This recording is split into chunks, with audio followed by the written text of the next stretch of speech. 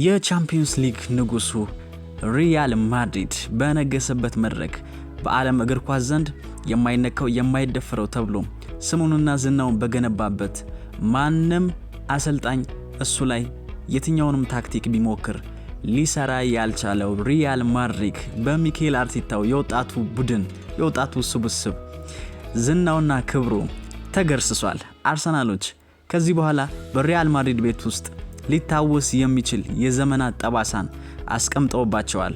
የሪያል ማድሪድ ደጋፊዎች ፊት ከሊዮኔል ሜሲ ቀጥሎ በሪያል ማድሪድ ቤት ውስጥ የሚታወቀውና የሚታወሰው ስም ሳካ ይሆናል። አርሰናሎች ይህን ታሪክ ጽፈዋል። ዴክላን ራይስ ከዚህ በኋላ ገና ታሪክ የሚሰራ ቡድን ነው በማለት ስለ አርሰናል ገልጿል። ሚኬል አርቴታ ስለነበራቸው ፍርሃት አልደበቁም። ሪያል ማድሪድን እንዴት ፈርተውት እንደነበረ ጨዋታው ሲጀመር የተናገሩት ነገር አለ። የትላንቱን ጨዋታና ፐርፎርማንስ አጠር ባለ ሁኔታ ወደ እናንተ ይዘን ቀርበናል።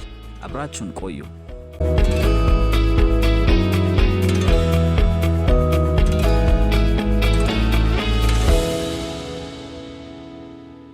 ተመልሰን መተናል። እንግዲህ እንደሚታወቀው የትላንቱ ጨዋታ በጉጉት ሲጠበቅ ነበረ። በጉጉት እንዲጠበቅ ያደረገውም አንዱ ምክንያት ምንድነው? በእርግጥ አርሰናል 3-0 በማሸነፍ ሊቀለበስ የማይችል የሚመስል ውጤትና ፐርፎርማንስን አሳይቶ ነበር በኤሜሬትስ ማለት ነው። ነገር ግን የሪያል ማድሪዶች የቆየ ልምድና ዛቻ፣ ፉከራ፣ ዝግጅት እንዲሁም በዓለም ላይ ያሉ የእግር ኳስ ቤተሰቦች ሪያል ማድሪድን ማመን ቀብሮ ነው። ከየት እንደሚነሳ አይታወቅም፣ ደግሞም ያሳካዋል፣ ቀላል ነው በማለት ነበር የገለጹት። ወይ ሲጠብቁትም የነበረው እንደዛ ነው። ከአርሰናል የታክቲክ ብቃት በላይ የሪያል ማድሪድ የቆየ ስነልቦናና ልምድ ነገርየውን የመቀልበስ አቅሙ ይበልጣል በማለት ነው ማለት ነው። ከአርቴታ ታክቲክ ይልቅ የሪያል ማድሪድ ልምድና ስነልቦና ይበልጣል። ስለዚህ የታክቲክና የስነልቦና የልምድ የክብር የዝና ጦርነት ነበር ትላንት የነበረው ማለት ነው። በጣም የሚገርም ነው። ይህ እንዳለ ሆኖ የሪያል ማድሪድ ማኔጅመንቶች ይህንን ሀሳብ የወሰዱት ይመስላል። ያላቸውን ልምድ ተጠቅመው ለማሸነፍና ጨዋታውን ለማሸነፍና ለማለፍ። ያ ማለት ምንድነው? ማኔጅመንቶቹ ለምሳሌ ከ18 ዓመት በታች የሆነ ሰው ወደ ስቴዲየሙ እንዳይገባ ተከልክሏል። ከ40 ዓመት በላይ የሆነ ሰው ወደ ስቴዲየሙ እንዳይገባ ሪከመንድ ተደርጓል ወይም ደግሞ ተከልክሎ ነበረ። ከፍተኛ የሆነ ውጥረት ይፈጠራል በሚል ምክንያቱም ይህ የሚያሳየ ምንድነው? ምን ያህል የሪያል ማድሪድ ስነ ልቦና ማለት በቃ የኛ ነው፣ ዙፋኑ የኛ ነው፣ እንዲሁ በቀላሉ መውደቅን በፍጹም የማይቀበሉ የክለባቸውን ውድቀት በፍጹም የማይቀበሉ እስከ መጨረሻው ደቂቃ የሚታገሉና የአውሬ አይነት ባህሪ ያላቸው ናቸው። በመጨረሻው ደቂቃ ምንም ነገር ፈጥረው ማለፍ የሚችሉና ያ ደግሞ ከፍተኛ የሆነ የስነ ልቦና ጫና ያደርሳል። እንግዲህ አርሰናል ተጫዋቾች ልምድ የላቸውም፣ ልጆች ናቸው አብዛኞቹ። እንደዚህ አይነት ኤክስፔሪየንስ የላቸውም። የቻምፒየንስ ሊግ ኤክስፔሪየንስ እንኳን እነሱ አርቴታ ራሱ እንደዚህ አይነት ኤክስፔሪየንስ የለውም በአሰልጣኝነት ዘመኑ። ስለዚህ በጣም ይፈተናል። ልምድ የላቸውም። በዛ ላይ ደግሞ ማድሪዶች ልምድ አላቸው። ሜዳው ሳንቲያጎ በርናቦ ነው። ጣሪያው ተዘግቷል። አግሬሲቭሊ ሲሰራ ነበር ስነ ልቦናቸው ላይ በየሶሻል ሚዲያው። እንደውም ሳካ ሲናገር ምንድነው ያለው? በየሶሻል ሚዲያው የሚወራውን ነገር ሰምተን ነበር። ለዛ እንግዲህ ያቆት ነበር ማለት ነው። ተጫዋቾቹ ጫና ይፈጥርባቸዋል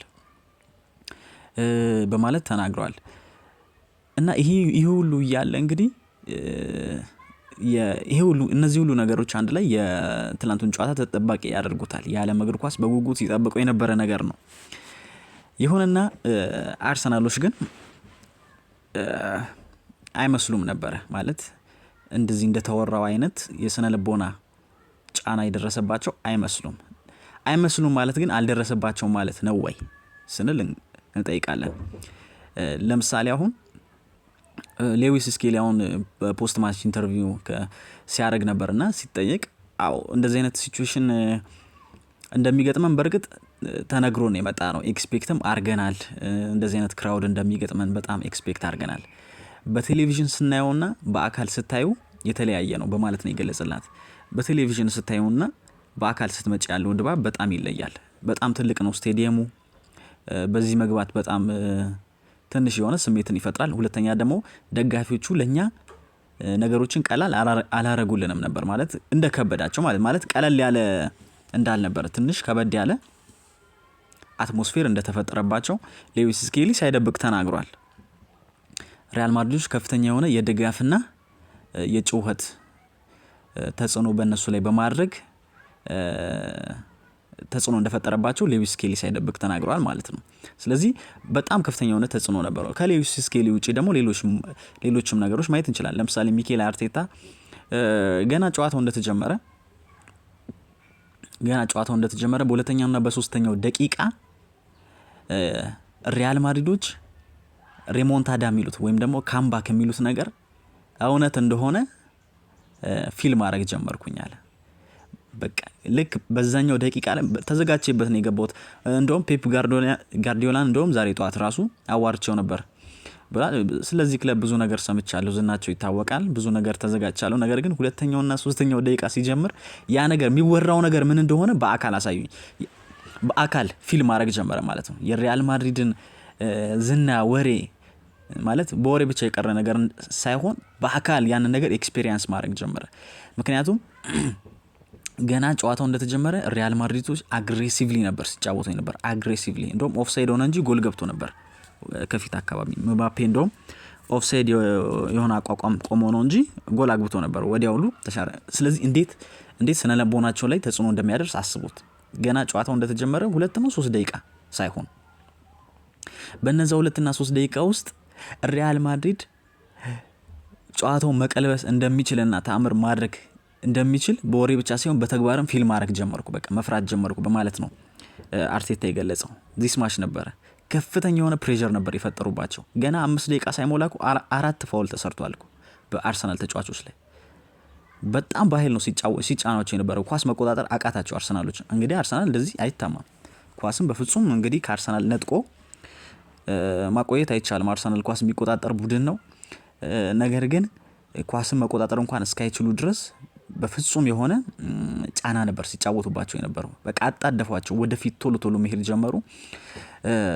በዚህም እንግዲህ የደጋፊዎቹ ጫና፣ ድባቡ በጣም ያስፈራል።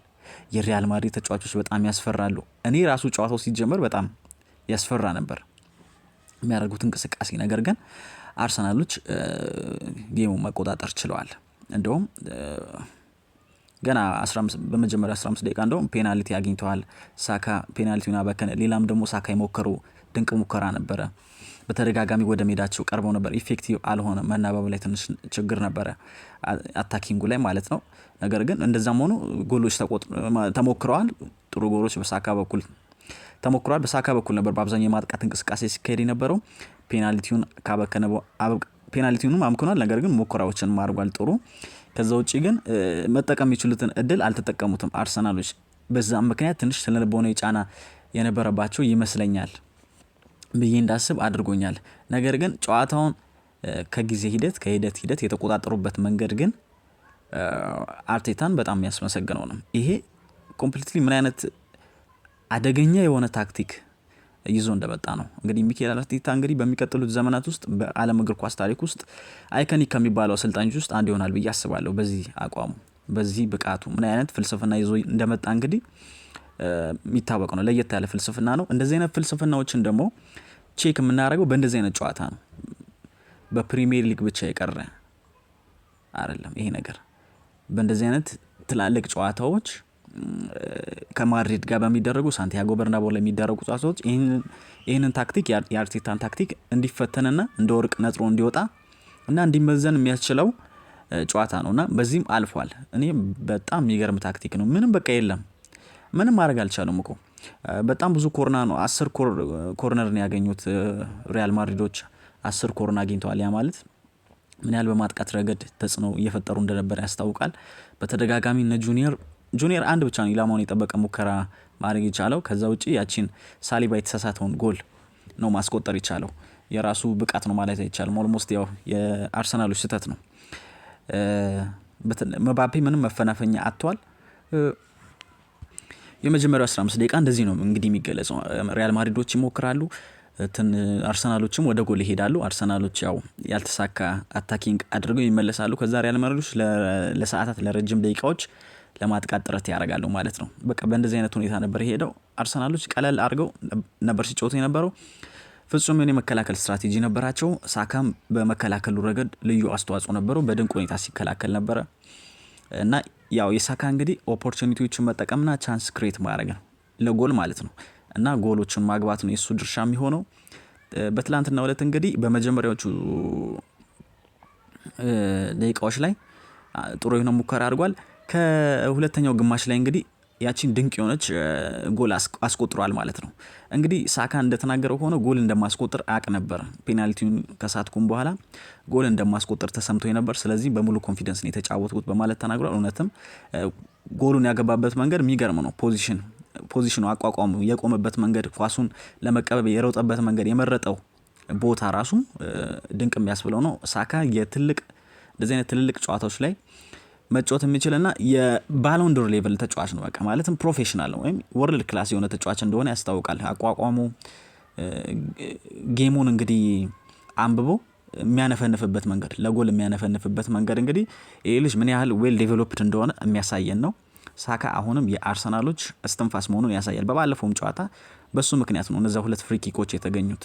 ብቻውን ነበር ሲጥር የነበረው ቻንስ ክሬት ለማድረግ። እንደሚታወቀው ድሪብል እያደረገ የራሱን ፎርሙላ መጠቀም ጀመረ፣ ከፖዚሽኑ ውጪ ወደ ሴንትራል እየገባ ማለት ነው። ስለዚህ ይህ ተጫዋች አሁንም ለአርሰናሎች ልዩና ውድ መሆኑ በወሬ ብቻ ሳይሆን በተግባርም የታየ ነው ማለት ነው። ከዚህም በኋላ ብዙ ይጠበቃል ከሳካ። በትላንቱ ጨዋታ እንግዲህ እኔ ትልቅ ነጥብ ሰጠዋለሁ። 3.8 ያገኘው ከጁኒየር በልጧል። እንግዲህ እንደ ዊንገር ከሪያል ማድሪዶችም ከአርሰናል ቤት ውስጥም ካሉ ዊንገሮች የተሻለውን ፐርፎርማንስ ያደረገው ሳካ ነው። ከፍተኛውን ነጥብ ያገኘው እሱ ነው። በአርሰናል ቤት ደግሞ ከራይስ ቀጥሎ ትናንትና ትልቁን ፐርፎርማንስ ያደረገው ሳካ ነው ማለት ነው። እንደሚታወቀው ራይስ ነበር ትልቅ የማን ኦፍ ዘማች የነበረው ራይስ ነው። ልዩ የሆነ እንቅስቃሴን ያደረገው። ቤሊንግሃምን ኦልሞስት መቆጣጠር ችሏል፣ አስቆሞታል ማለት ይቻላል ማለት ነው። የሳካ ጉዳይ እንግዲህ እንደዚህ ይሆናል። ከጁኒየርም በልጦ ነው የተገኘው ማለት ነው። በትላንቱ ጨዋታ እንግዲህ ምን ያህል ልምድ እንዳላቸው ይታወቃል። እነዚህ ሰዎች እንግዲህ ትላንትና በ7 ጨዋታ 5 ጎል ያስቆጠረ ሰው ሆናል ማለት ነው። ሳካ እንግዲህ በጉዳት ምክንያት ነው እንጂ ሁሉ እንገር የሆነው ሌሎች ጨዋታዎች ላይ ቢሰለፍ ተአምር መስራት የሚችል ነበር ማለት ነው ሳካ። ስለዚህ በጣም ትልቅ የሆነ ተጫዋች ነው። ፔናልቲ ማንኛውም ተጫዋች ይስታል፣ ሜሲም ስቷል። ትልቅ የሆነ ሴሚ ፋይናል ላይ እንግዲህ ከቼልሲ ጋር እሱ በሳተው ፔናልቲ ምክንያት ባርሴሎና ወድቋል። ያ ማለት ግን የእሱን ትልቅነት አላስቀረውም። ስለዚህ ሳካ እንግዲህ ልጅ ነው። በዚህ ልጅነቱ ይህንን ፐርፎርማንስ ማሳየት መቻሉ በጣም የሚያስደንቀው ነው። እንደዚህ አይነት ሞመንቶችን ስጠብቅ ነበረ። በእንደዚህ አይነት ሞመንቶች ራሴን ማየት ፈልግ ነበረ። እንደማስቆጥር ጎሎችን እንደማስቆጥር አውቅ ነበረ በማለት እንግዲህ ተናግሯል። ከጨዋታው በኋላ በሰጠው አስተያየት ፔናልቲውን መሳተም እንግዲህ ያው የሚፈጠር ነገር ነው። ከዛ በኋላ እንግዲህ ጎል እንደማስቆጥር ስለተሰማኝ በሙሉ ኮንፊደንስ ነው የተጫወትኩት በማለት ነው የተናገረው። ሌዊስ ስኬሊ ትላንትና እንግዲህ የሪያል ማድሪድ ተጫዋቾችን ሲያምስ ነበር ማለት ይቻላል። ሲያምሳቸው እንደነበር የሚያስታውቀው ደግሞ እንግዲህ ምንም መቆጣጠር ስላልቻሉት እሱን አብዛኛው ፋውል ኮሚት ሲደረግበት የነበረው እሱ ነው። ኳስ ከእግሩ መንጠቅ አይቻልም። እንግዲህ ሌዊስ ስኬሊ በቀላሉ እንግዲህ ሪያል ማድሪዶች ስለማያስቆሙት ብዙ ፋውል ሲሰሩበት ነበረ። አጠቃላይ ሪያል ማድሪዶች እንግዲህ በጣም ፋውል ሲሰሩ ነበረ፣ በተለይ በመጀመሪያው አጋማሽ ማለት ነው። ማለት ፋውሉ ደግሞ ማለት የጨዋታ ፋውል ሳይሆን አግሬሲቭሊ በጣም ደስ የማይሉ ፋውሎች ነው ሲሰሩ የነበሩት። አርሰናሎችም ፋውል ቢሰሩም ግን ኳስን ለማስጣል በሚደረግ ሂደት ውስጥ የሚሰሩት ስህተት ነው እንጂ እንደነሱ የተጫነ አይደለም። ሪያል ማድሪዶች በጣም ሃይሊ ፕሬስ በማድረግ ፕሬዠር በመፍጠር ነው አርሰናሎችን ሲጫወቱ የነበረው ትላንትና። የቫልቬርዴ ወደ መሀል መምጣት ትልቅ የሪያል ማድሪዶችን ነገር ያሻሻሉ ይመስለኛል። ቫልቬርዴ እንግዲህ ማርቲኔሊ ለማቆም በዛኛው ነበር የተሰለፈው ባለፈው። በአሁኑ እንግዲህ ጥሩ የሆነ እንቅስቃሴ አድርጓል ቫልቬርዴ። እንግዲህ የትላንቱ ጨዋታ ሲታይ ይህንን ይመስላል። የማርቲኔሊን ሮል እንድናይ ያደረገን ማርቲኔሊ እንደዚህ አይነት ሞመንቶችን ይፈልጋል። ምክንያቱም ሁሉም የራሱ ኳሊቲ ያለው፣ ሳካ የራሱ ኳሊቲ ያለው፣ ማርቲኔሊ ለክለቡ የሚሰጠው ኳሊቲ የተለያየ ነው። የማርቲኔሊ ኳሊቲ በአብዛኛው ፔስ ነው፣ ፈጣን ነው፣ ኳስን ይዞ ይሄዳል። በአይን ቅጽበት ጎል ጋር ይደርሳል፣ በአይን ቅጽበት በረኛው ጋር ይደርሳል። ይሄ ነው የማርቲኔሊ ሮል እና ትላንትና ይህንን ሮል ዓለም እንዳይለትና እንዲመሰክርለት አርሰናል ቤቶችም እንዲያዩለት የሱን ሮል አስችሎታል። ያቺ የመለሰው ማጥቃት እንቅስቃሴ ገና ኳሱን ተቀበለ። ከዛ በኋላ ሌላ ተጫዋች ቢሆን አያልፈውም ያንን ተከላካይ በቀላሉ። ነገር ግን በቀላሉ ነው ያለፈው። በቃ ሮጠ፣ በመሮጥ ነው ያለፈው። በታክቲክ ምናምን ሳይሆን ሮጠበት፣ በመሮጥ አለፈው። በቃ በአይን ቅጽበት በረኛው ጋር ደረሰ፣ ያቺን ጎል ማግባት ቻለ። ስለዚህ እንደዚህ አይነት ሮል አለው። ፔስ በጣም ኢምፖርታንት ቲንግ ነው በአንድ ውድድር ላይ። በአጠቃላይ አርሰናሎች ትናንት ጨዋታውን ሙሉ በሙሉ ተቆጣጥረውታል። ይከላከላሉ፣ ከዛ ወደ ጎል ይደርሳሉ፣ ከዛ መልሰው ይከላከላሉ። እስትንፋስ አሳጥቷቸዋል። መፈናፈኛን ያጡት የሪያል ማድሪድ ተጫዋቾች። ጁኒየር መፈናፈኛን ያጣው፣ ምባፔ የለም ማለት ይቻላል፣ ቤሊንግሃም የለም ማለት ይቻላል። እንደው አንዳንድ እንዳረጉት ሙከራ ቢሆን ሪያል ማድሪዶች ጨዋታውን በብዙ ጎል አሸንፈው መውጣት ይችሉ ነበር። ስነ ልቦናቸው በጣም ሬዲ ነበር። ነገር ግን ታክቲካሊ አልቻሉም። በቃ በስነ ልቦና በፍላጎት ወደ ጎል በመድረስ አርሰናሎችን በመጫን ከፍተኛ ጥረት አድርገዋል። ነገር ግን ታክቲካሊ አርቴታ በልጧቸዋል። በቃ ማስቆም አርሰናል በቀላሉ አስቆሟቸዋል። ካርሎ አንቸሎቲም እንግዲህ እየተናገሩት እንደዛው ነው። እንግዲህ ማድረግ የሚገባን እና የተሻለ ነገር ሁሉ አድርገናል፣ ነገር ግን በቂ አልነበረም። ጨዋታውን ለማሸነፍና ለመውጣት በቂ ስላልነበር ብቻ ማሸነፍ አልቻልንም በማለት ነው የተናገሩት። ካርሎ አንቸሎቲ እንግዲህ በሪያል ማድሪድ ቤት ስለሚኖራቸው ቆይታ ነው በአብዛኛው ከጨዋታው በኋላ የተጠየቁት አስተያየት የተሰጣቸው ጥያቄ ነው። ይቆያሉ ብለው ያስባሉ የሚል ተደጋጋሚ ጥያቄ ነበር። ስለሱ ብዙም ማውራት አልፈልጉም። ስለ እንደዚህ አይነት ብዙም አያስጨነቀኝም በማለት ነው የተናገሩት። የሚያስጨንቀኝ በሪያል ማድሪድ ቤት ውስጥ ስላለኝ ክብር፣ ክለቡ ስላደረገልኝ ነገር፣ እኔም ለክለቡ ስላበረከትኩት ነገር መልካም ነገር ነው የሚሰማኝ። ያ እንግዲህ የማኔጅመንቱ ውሳኔ ነው በማለት ነው ያለፉት። ትልቅ ቀውስ ተፈጥሯል። ዝም ነው ያሰኘው። በርናባውን እንደዚህ ዝም አሰኝቶ የሚያክለብ የለም እንደ አርሰናል። ስለዚህ የማይረሱት ጠባሳ ነው። በሪያል ማድሪድ ቤት ውስጥ የማይረሳ ምሽት ነው። ለዘመናት ሊያስቡት የማይፈልጉት ሽንፈትን የደረሰባቸው ይሄ የሪያል ማድሪድ የአሁኑ ጄኔሬሽን የአሁኑ ስኳድ ፍጹም የሆነ እድለኛ ያልሆነ ቡድን ነው። ምክንያቱም ከአርሰናል ጋር በመድረሱ ከአርቴታ ጋር በመግጠሙ ይህን ጨዋታ ከሌላ ክለብ ጋር ቢሆን እርግጠኛ ነኝ በቀላሉ ቀልብሰውት ነበር የሚያልፉት። አጫወታቸው ያስታውቃል። ልዩ የሆነ አጫወት ነበር የተጫወቱት ማድሪዶች። በእውነት ፍጹም የሆነ በፍጹም ስነ ልቦና የበላይነት ነው የተጫወቱ። አግሬሲቭሊ በቃ ተርበው ነው ሲጫወቱ የነበረው። አልቻሉም፣ ታክቲኩን ማስቆም አልቻሉም የአርቴታና የአርሰናል ቤትን። አርቴታም እንግዲህ በዚህ ምክንያት ምን አይነት ወርልድ ክላስ የሆነ አሰልጣኝ እንደሆነ ራሱን ያሳየበት ይመስለኛል። እንደዚህ አይነት ሞመንቶችን ትጠብቃለህ እንደ ተጫዋችም እንደ አሰልጣኝም ራስህ እንድታሳይ። ክለብንም የምታዘጋጀው እንደዚህ አይነት ሞመንቶችን ለማለፍ ነው። አንድ ክለብ እንደዚህ አይነት ጨዋታዎችን ለማሸነፍ ነው። ከእንደዚህ አይነት ትልቅ ክለብ ጋር ለማሸነፍ ነው የሚጠበቀው። ዘመኑ ሙሉ ትልቅ ደረጃ ብሎ የሚታሰበው ነገር ይሄ ነው። ያንም እንዳለው እንግዲህ ማሳካት ችሏል። ቀጣይ እንግዲህ ከፒኤስጂ ጋር ከበድ ያለ ፈተና ይገጥመዋል ከሪያል ማድሪድ በበለጠ። ነገር ግን ስለሱ ሌላ ጊዜ ነው ማውራት የፈለጉት። የትላንቱን ጨዋታ በተመለከተ እንግዲህ ይሄ ነው ማለት የሚቻለው። ራይስ እንግዲህ የትላንቱ የማን ኦፍ ዘማች ሆኗል። የጨዋታው በተከታታይ ለ2 ጊዜ አግኝቷል። በትላንትናው ጨዋታ ያሳየው ድንቅ ነገር ነው። እንደሚታወቀው በመጀመሪያው አካባቢ ፔናልቲ አባክናል በሚል ማነው ፔናልቲ ሊያሰጠ ነበር በቫር ባይታይ ኖሮ የኪሊያን ምባፔን ነክተሃል በሚል ማለት ነው። ነገር ግን ያው ዳኛው በጣም ጥሩ ነበር ትላንት። በነገራችን ላይ በጣም ጎበዝ ነው። እኔ እንደው 10 ከ10 የምሰጠው ዳኛ ነው ትላንት። ምንም አይነት በቃ እንከን አልተገኘለትም። አጠራጣሪ የሆነ ነገር ሲሆን ወደ ቫር ይሄዳል። ነገር ግን ምናልባት ራይስ ላይ ልክ ያልሆነ ውሳኔ ወስኖ ነበር። ራይስም እንግዲህ የተናገረው ምንድነው ወደ ዳኛው ጠጋ አልኩ፣ ነገርኩት፣ እውነቴን ነው የምልህ፣ ከልቤ ነው የምነግርህ። አርጌው ቢኖር እኔ አልዋሽም ነበር፣ ነግርህ ነበር፣ አምንልህ ነበረ። ነገር ግን ምንም አላረኩትም በማለት ነው የነገርኩት አለ። በቃ የልቤን የነገርኩት አለ። እሱም ሰማኝ አለ። ምክንያቱም ፔናልቲ ቦክስ ውስጥ ማንኛውም ተጫዋች በቀላሉ አትተውም። እጄን ትከሻው ላይ አሳርፌ ነበር። ምክንያቱም በቀላሉ ፔናልቲ ቦክስ ውስጥ ተጫዋችን አትለቅም። ያ ማለት ግን ከባድ ፋውል ሰርቼበታለሁ ማለት አይደለም። አልያዝኩትም፣ ያንን በግልጽ ነግሬዋለሁ፣ እሱም ሰምቶኛል በማለት ተናግሯል። እንግዲህ በድራማዊ ክስተቶች የተሞላ ነበረ። ድጋሚ እንግዲህ አርሰናሎች ፔናልቲ አግኝተው ጨዋታውን መግደል ሲችሉ አልቻሉም። ያንን እድል አልተጠቀሙትም። ሪያል ማድሪድ አሁንም እንዲነሳሳ አደረገው። በድጋሚ ደግሞ ሁለተኛ ሳካ ድጋሚ ጎል አገባ። አሁንም ጨዋታውን ገደሉ ሲሉ ድጋሚ ደግሞ በዛች ቅጽበት በ1 ደቂቃ በማትሞላ 2 ደቂቃ በማትሞላ ሞመንት ውስጥ ድጋሚ ተመለሱ። አሁንም ሪያል ማድሪዶች እንዲነሱ አደረጋቸው። እንደዚህ አይነት ሁሉም ማለት አርሰናል የራሱን ድካም ሁሉ ሰጥቷቸዋል።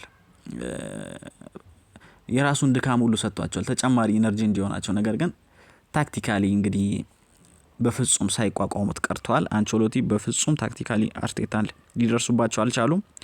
የስነ ልቦና የበላይነቱም እንግዲህ አልሰራም። የአርሰናል ተጫዋቾች አውት ክላስ አድርገው ወጥቷል። የትላንቱን ጨዋታ ኮምፕሊትሊ ነው ዲስትሮይ ያደረጓቸው። እነ ቤሊንጋም እንዲህ የዓለም ሱፐርስታሮች ሁሉ ኢንዲቪጁዋል ብቃት ምንም ትርጉም እንደሌለው፣ ፉከራ ልምድ ምንም ትርጉም እንደሌለው፣ የአውራ ወይም ደግሞ ድባብ ምንም ትርጉም እንደሌለው፣ የሳንቲያጎ በርናቦ ድባብ ልፋት፣ ያ ሁሉ ሀብት በትንንሽ ወጣት በሆኑ ተጫዋቾች ግን ታክቲካሊ ኦርጋናይዝድ በሆኑ ወጣቶች ግን ያ ነገር ሊቀለበስ ይችላል።